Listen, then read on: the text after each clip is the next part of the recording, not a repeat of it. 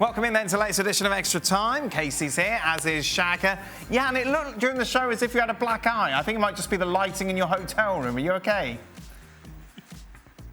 Studio in Düsseldorf, waiting for the game tomorrow against Dortmund Leverkusen, and their lighting producer is home.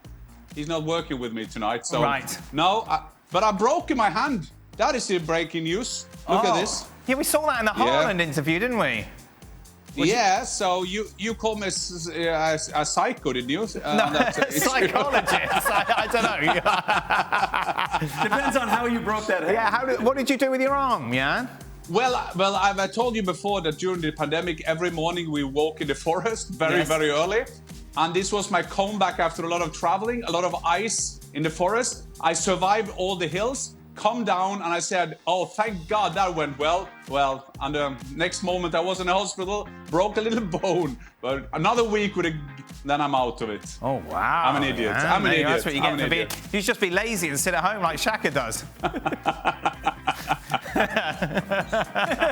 my bones are good. To Jan, after all the excitement yesterday, how far can Borough go in the FA Cup? Well, with Chris Wilder, everything is possible. It was a fantastic night last night.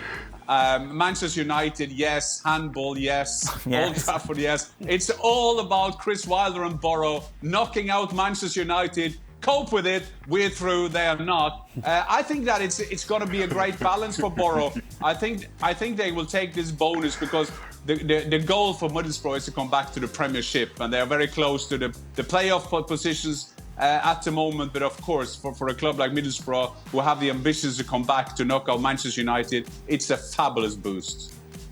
Middlesbrough against Swindon Town. Who are you supporting, Jan? A draw. Oh, give me that. It's rubbish. Let's talk goalkeepers, shall we, Kasey? In particular, US goalkeepers. Turner or Steffen, who would you start if the World Cup started today? Well, you and I were talking, which we thought was a little bit interesting, that Zach Steffen had this back injury. Didn't allow him to come into the national team, and then 2 days after everybody gets back from international duty, Steffen's fit to play for Man City. What are you suggesting, Kasey? Does he want to play in the Arctic I'm not conditions? suggesting anything, but I'm just kind of saying I found that a little bit interesting. I think it's a wide open race. And I'm saying that because Greg opened the door for Steffen to come back in. Who would you choose, Kasey? After Turner didn't make any real mistakes. Steffen came in, did fine. Then for some reason, he's not available to come back in. I'll get to that. But then I felt that Turner didn't have the best round this last time. Okay. Who would you pick? Who would you pick? Can I have a couple training sessions with the two of them and have a look and see? Right now, I honestly can't tell you who I'd pick. The reason because is I don't think either of them have at this point in time said this is my position. So you wouldn't pick. So you wouldn't pick one of them because they're not good enough. At the moment, neither of them have earned that starting spot as of right now. Okay. Play with no goalie. I don't know the way. That's like having you in goal, Shaq, to be fair. Play for penalties. The way modern football is, you got to play out of the back. You might as well stick a field player back there. You don't actually care if they make a save. It's how well they take a goal. Middlesbrough is going to be the answer here, I reckon. Again, Jan, money aside, where would be the best place for Haaland to go? Swindon. Well, yeah, Swindon would need one. Swindon would need one. US goalkeeper. I want to say that he should get an American citizenship and be a goalkeeper. No, but I think that they've shown all along that it's all about this development thing. But I got a feeling now that the next step will be all about titles. Money, I can imagine that 4 or 5 of the big teams in the world, somehow they will find the money to get him. I think this will not be a money question. This will be where can he win titles. So where, Jan? Well, you can win. Where can you win titles, Dan? That is my answer. Oh, my God. What's wrong with everybody today? Look, where would be the best place for Haaland to go, Jan? It's a simple question. Well, if it's titles, it's got to be Bayern Munich, right? Yes, but you can go to Celtic or Rangers as well. They will also win titles in Scotland. But no, I think that if I would probably go with Stefan. Yeah, he's going to go with Stefan. Yeah. At their peak, how would they be valued in today's transfer market? All right, here we go. So, Kasey, how much what was the biggest transfer fee that someone paid for you? $1 million. 1 million? And who was that? That was to Leicester. To Leicester? Yeah. Perfect. So now?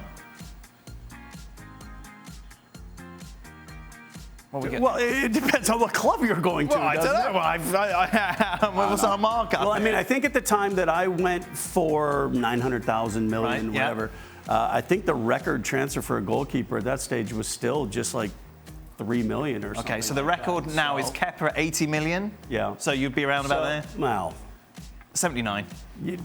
78 now. Shaka, of course, was a record in English football, wasn't it, Shaq? Reading to Newcastle. For a transfer of a goalkeeper between English clubs, yes. There you are. And how much was that? That was just over $1 million. That was about 1.5. Okay, perfect. So what you're at 78, 79? So let's see. What's 1.5 times 78? So about 115 million thereabouts. Nice, Shaq. Now, you still come on the show, though, wouldn't you? Yeah. Well, on Saturdays. Yeah. What's the crystal ball behind you, Shaq? Is that just a paperweight? I think I've asked you this before. Is it a trophy of any sort? Yeah. No, the other side. No, it's not. The other side. Yes. It's a paperweight. Oh, it's disappointing. That might be a goalkeeper award. Well, yeah, exactly. You asking me? I don't know. I know, Shaq, it's your house. I know about that, and that's it. That's it. Jan, what was your record transfer fee? Well, I thought you would ask Shaka to carry it, but then he would probably give a rebound. So thank God you didn't do that. But I was Mr. Broken Arm. I was sold from Swindon to Middlesbrough for £1.3 million. And at that time, I remember one big fee that time was about Chris Sutton going to Blackburn for $5 million. So let's see. I was a goal guarantee. I scored goals everywhere. Well, this is fact. Sorry, and I would probably now cost in the market around £53 million. Oh, I like the accuracy of it all. Right, good. Well, on everyone's modesty. Jan, why is Norway so dominant at the Winter Olympics?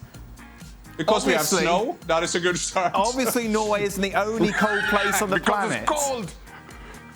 Well, it was a great day today in the world sport of cross country and mixed relay biathlon. We won 2 Olympic goals. What's that? Just faffing about? You don't even go that fast. No, that is skiing. But as you're saying, we're a nation of 5 million. And yes, there are some sports that we are dominant in, and because of a ski, the way we train our people. But before you start bullying me about this sport, remember we also got Haaland, we got Hovland, we got 2 Olympic golds in athletics with Warholm and Ingebrigtsen, we got Christian Ruud in tennis, so don't bully me, please. We are good. There's no bullying at all. I know, very much so, about his Norway Olympic way. Yeah, Shaka, have Trinidad and Tobago ever had any representatives at the Winter Olympics? We have a bobsled team this year. You have this year. We have a team in the bobsled, and we have a downhill skier. I can't remember her first name. Her surname is Vieira. She's from Massachusetts. Hey, fantastic. Trinidad who lives in Massachusetts now. Blimmin' egg. But Dan, the other day, 2 weeks before the Olympics, UK won actually a slalom race in Alpine.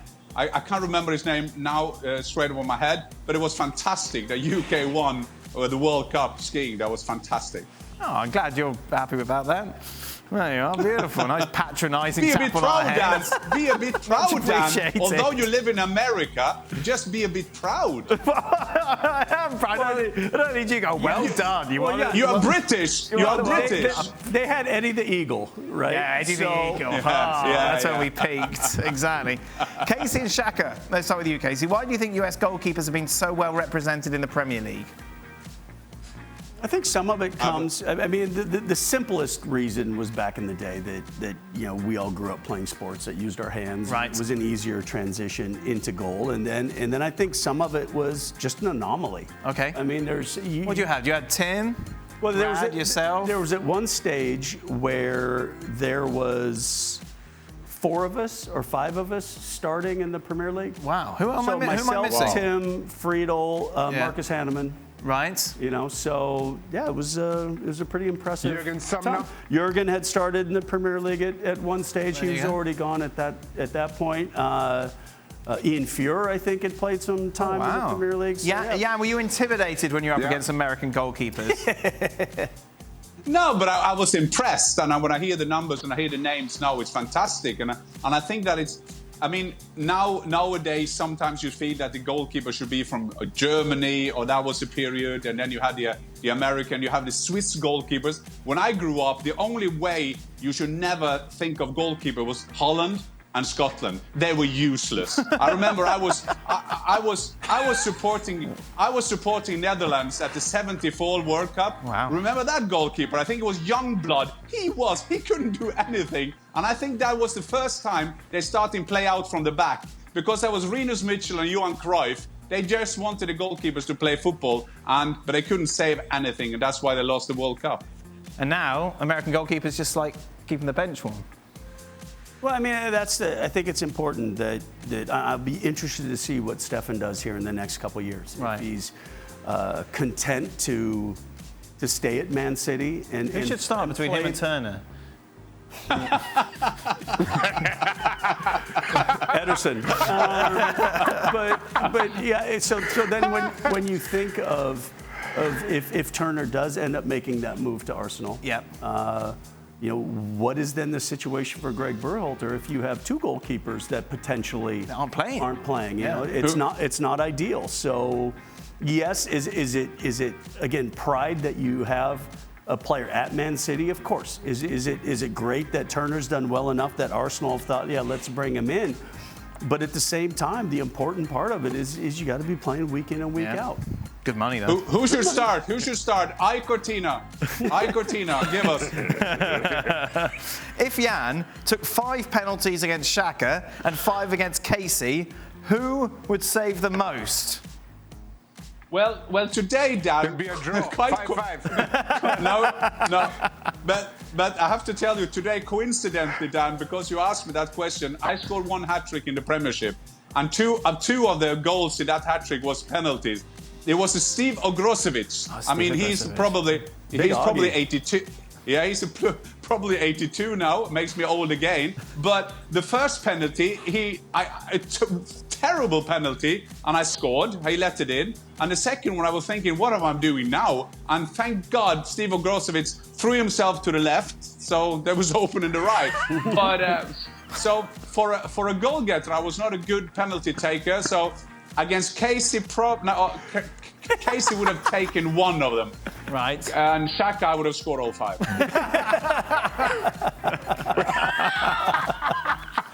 Steve Ogrosevic, wasn't it? My Good doggy, man. Yeah. Good guy. Yeah. Final question.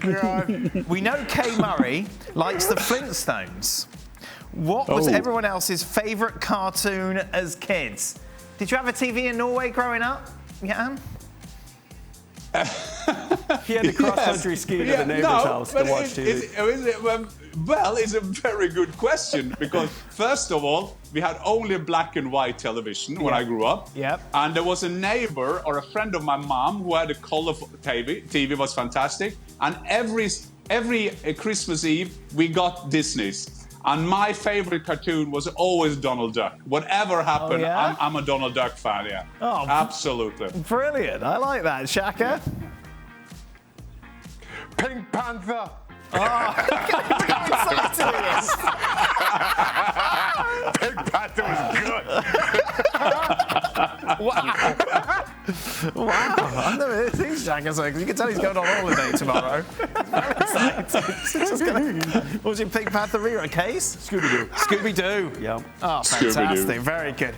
Always plot twist. You never saw it coming. Never saw it coming in Scooby-Doo. Jan's got a bit of Shaggy about him, hasn't he? He does. Definitely. Like an old Shaggy. The old beatnik. Look at the old beatnik there. Just. That is it. That's it. Thank you very much, everyone. ESPN FC back tomorrow. African Cup of Nations final. Barcelona against Atletico Madrid. Liverpool against Cardiff in the FA Cup. Loads to talk about. Be sure to join us.